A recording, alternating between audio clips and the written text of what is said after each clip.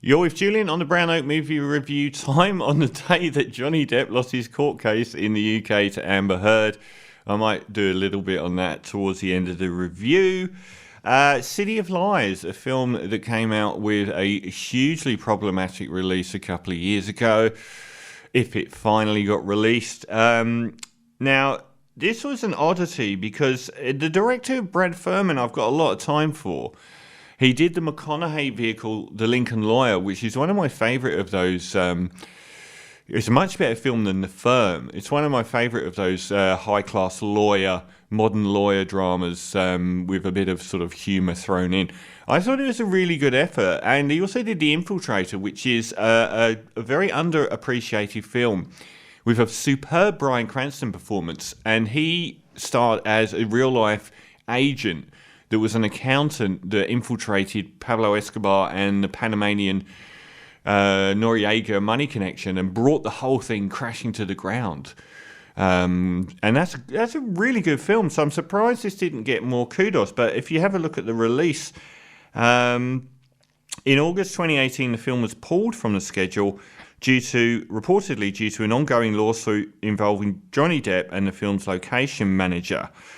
In August 23rd, reports surfaced that Depp's legal trouble was used as a scapegoat, and the film, in fact, may be being suppressed by the Los Angeles Police Department, who are implicated in the film, or other various players who don't want the film released.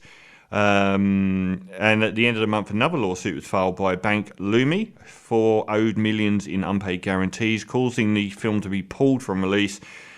It received its premiere when it was screened out of competition at the Noir Festival and received a limited release in Italy in January 2019, and since then has just been on Blu-ray, so it never actually made the cinemas globally at all.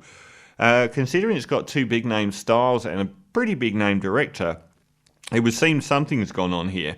It stars Johhny Depp as the LAPD investigative detective Russell Paul, and he's a real-life guy. He actually was involved in breaking open the Rampart scandal. Now, the Rampart scandal is the biggest controversy to befall the LAPD, and the main guy, if I can find his name, I'm not sure if I will, I've forgotten it off the top of my head, but the guy that was the cop who was caught implicated and then ratted out all of his compadres, is a character that Denzel Washington's Training Day character was based on. And that was based on the Rampart corruption scandal as well. And he's off-sided. He's a cop that he broke the Rampart scandal open.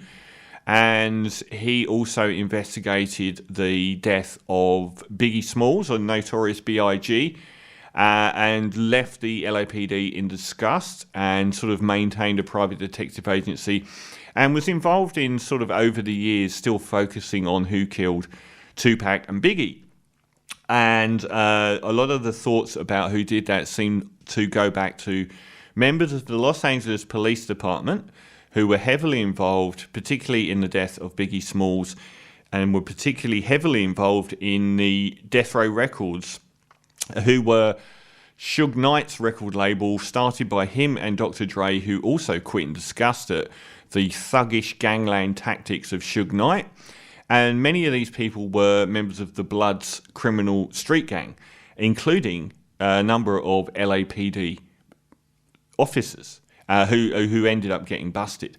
And he basically says that it was these guys who worked as security for Death Row who ended up killing Biggie Smalls. In retribution for the death of Tupac. Another thing that is completely muddied as to who was responsible for it.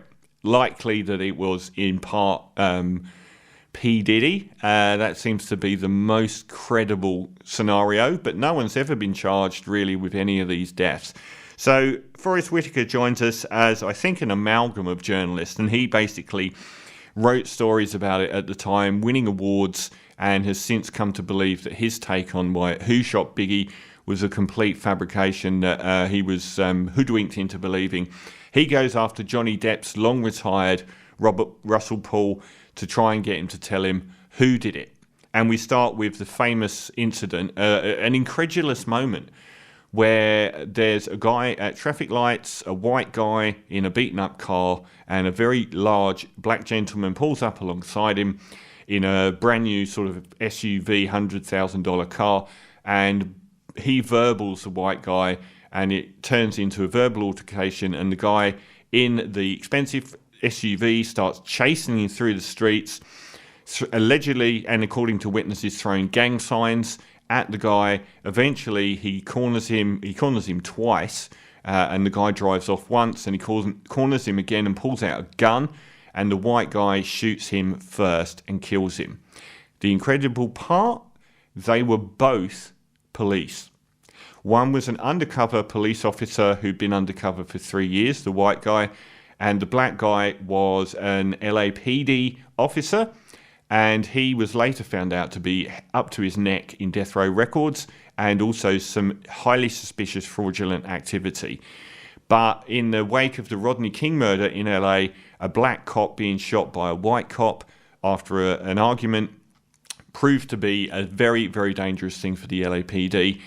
And he went all the way to court, and the white cop basically insisted on going to court. And on the day of the trial, the LAPD, Johnny Cochran was representing the family of the deceased black officer, the guy that got, I can't remember what his name is now. That cannot, if it doesn't fit, you cannot quit, or something like that.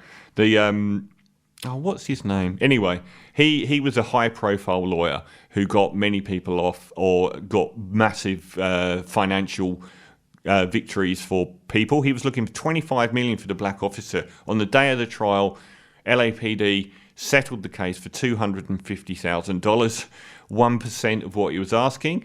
And just to make it go away, but also to stop the white cop testifying, and because all of the testimony supported him. And the judge even said, if you'd have gone to trial, I would have awarded everything to the white cop.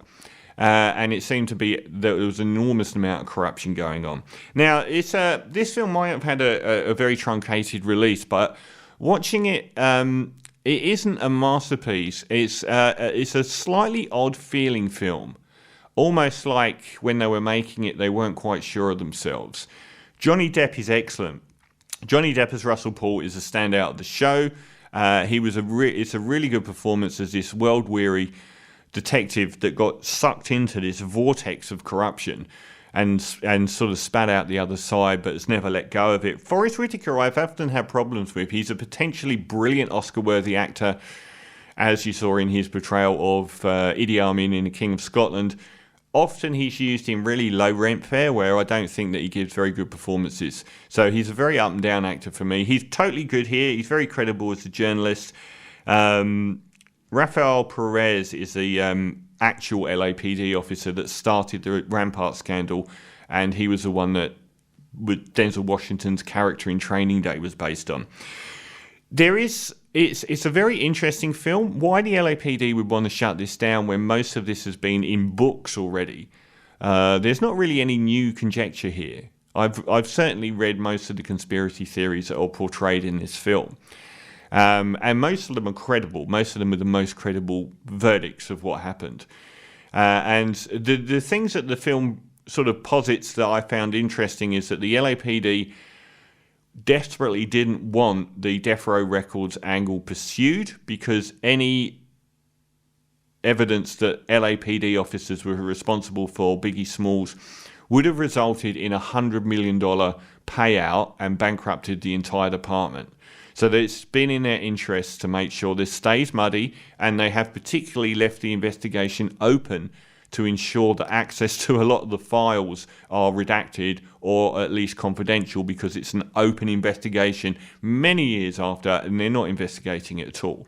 But they don't want to draw a line under it and have people sniffing around. So that's very credible. The most interesting thing I thought the film posited was that Rafael Perez, the guy that turned on the LAPD and revealed the whole Rampart department was corrupt, may have been doing it as a smokescreen to hide him and his compadres who were LAPD but working for Death Row Records. And that was really the story here, that these corrupt officers worked for Suge Knight as criminals. and instead focused on accusing just about everyone in his department. I noticed there was something like 70 police were accused, only about 20 were properly investigated. And in the end, I think there was only something like 4 to 7 convictions. So it's possible that that was the real story. But as a film, it methodically places everything in order and actually makes things more confused. It's a confusing run of events. What happened? There's a bank robbery, there are the 2 rappers that get killed, and there are a number of other, and there's the road rage incident, which just beggars belief. They all need to be methodically put together in a documentary for you to understand the timeline and the way that each thing impacted on the other. And this does that very credibly, but I found myself more confused. Like I didn't really follow it. It's got quite a flat atmosphere to it as well. Things just it's almost like a very low rent version of Spotlight. There's a lot of credible fact gathering in it, but I didn't find that it made sense to me, and I didn't find that I left the film being more aware of what happened, but less aware. Like I said, Depp's performance is excellent. He shows a really good performance and quite an interesting character. And Forrest Whitaker is good as well. Everyone else is kind of on the margins. They're the only 2 characters that really stand out. We see people like Rafael Perez and Frank Ligo share Wiggum. He's great. He's excellent. I've always liked him in films. He's the guy in Out of Sight, the George Clooney, Jennifer Lopez, who's the, for want of a better word, dipshit guy that has the beard and is a bit of a hippie and smokes a joint and gets everyone arrested. He's great in every film I've seen him in, and he's really good here because he's in a terrible situation as a white cop who's killed a black cop after the LA riots, but who's done absolutely nothing wrong. Incidentally, he was actually sacked for racism a couple of years ago, like 15, 20 years after the event, for saying some things at a conference that were deemed to be racist. He's just recently got the boot from the LAPD. So it's a very inconsequential film about a very interesting subject. I would have preferred it to have delivered its narrative a bit better, and I think the writing here is a little bit at fault, because the screenplay it's almost one note all the way through, and I found myself struggling in my head to keep track of who was doing what to who and how that fitted chronologically into the events.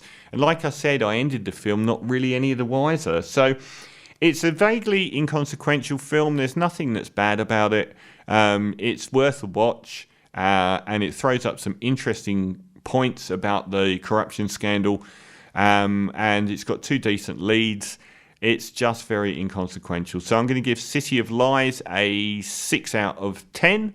And this is the instrumental track, the wonderful instrumental track from the Flaming Lips American Head, When We Die, When We're High.